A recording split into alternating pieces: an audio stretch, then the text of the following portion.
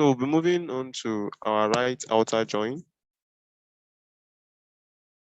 Right outer join. So as we know, so that's our data for the left outer join. Now for the right outer join, you just have to, which means data that is common. Let's see. Let's paste this again. So here we have right outer join. So let's see. Once where our primary type is something like theft. Let's see.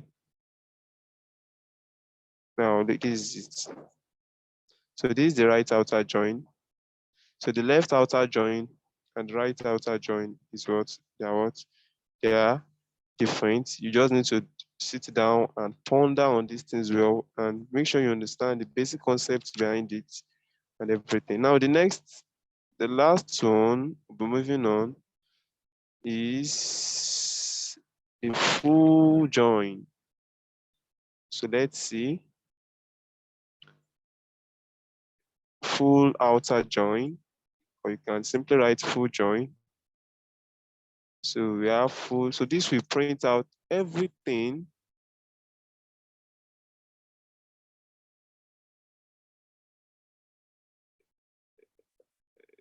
with this printout. Let's see.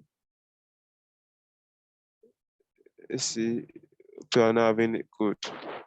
So these are full outer join. So it will print out the whole data, the whole of the data. Can you see here? I'm having more than 700 rows, 900, 1000. Let me look at the right outer join.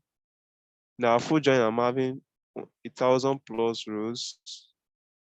And here I'm having, okay, this is also up to 1000.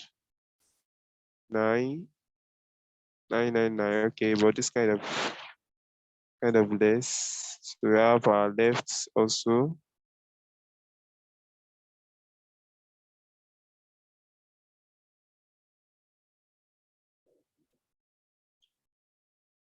So this is also up to 1000. To 1000. Only thefts. Wow. So this is nice. So those are the joins that we have. Our left outer join. We have right outer join. And we have what? Our full outer join. And for the inner join, we have inner join. And also we have implicit join. You know what we mean by implicit join. So in our next class, we'll be talking about union. Union, even though it is still the same thing as one of those ones that we've done.